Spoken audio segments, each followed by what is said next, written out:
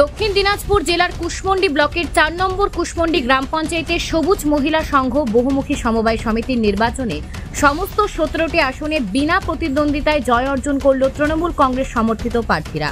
শনিবার জয়ী স্বনির্ভর দলের মহিলারা বিজয় মিছিল করে কুশমন্ডি সদর পরিক্রমা করেন। পরে এক অনুষ্ঠানের মাধ্যমে কুশমন্ডি ব্লকের জয়েন্ট বিডিও জাহিরুল ইসলাম নির্বাচিতদের হাতে সার্টিফিকেট তুলে দেন। এদিনের অনুষ্ঠানে উপস্থিত ছিলেন কুশমন্ডি ব্লক তৃণমূল কংগ্রেসের সভাপতি করিমুল ইসলাম, পঞ্চায়েত সমিতির কৃষি কর্মাধ্যক্ষ রেজা জাহির আব্বাস, কুশমন্ডি পঞ্চায়েতের উপপ্রধান ওম প্রকাশ ঝা, তৃণমূল নেত্রী লাভলি বেগম, আরমিনা পারভিন সহ অন্যান্য নেতৃত্ব কর্মীবৃন্দ। জয়ী প্রার্থী মনস্তিকর বর্মন জানান, আমাদের হচ্ছে আজকে ভোট হলো, সবুজ মহিলা সংঘ থেকে আমাদের ভোট হলো। ভোটে বিনা প্রতিদ্বন্দ্বিতায় আমাদেরকে জয়েন্ট ভিডিও নির্বাচিত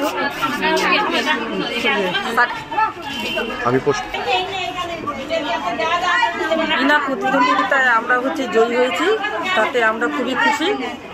আগামীতে আমরা যেন এইভাবে সবুজ মহিলা সংঘটাকে নিয়ে এগিয়ে নিয়ে যেতে পারি।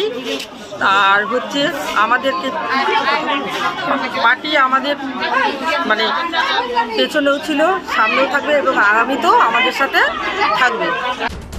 এই বিষয়ে কুশমন্ডি ব্লক তৃণমূল কংগ্রেসের সভাপতি করিমুল ইসলাম বলেন, আজকে কুশমন্ডি ব্লকের অন্তর্গত ৪ নম্বর কুশমন্ডি গ্রাম পঞ্চায়েতের অধীনে সবুজ মহিলা সংঘের বিওডি নির্বাচন হলো।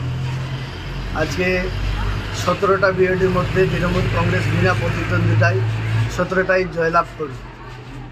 তো আগামী বিধানসভায় এটা কতটা প্রভাব পড়বে? আগামী বিধানসভায় নিশ্চিতভাবে এটার একটা ভালো প্রভাব পড়বে, কারণ আপনারা জানেন আমাদের মাননীয় মুখ্যমন্ত্রী মমতা বন্দ্যোপাধ্যায় মহিলাদের জন্য যেরকম ভাবেন, সাধারণ মানুষের জন্য যেরকম ভাবেন, সেরকমভাবে আজকের এই বিওডি নির্বাচন মহিলাদের পক্ষে একটা ভালো সাড়া পড়বে এবং আগামী ২৬ নির্বাচনে ভোটের পক্ষে তৃণমূল কংগ্রেসের পক্ষে একটা ভালো সাড়া পড়বে বলে মনে করি।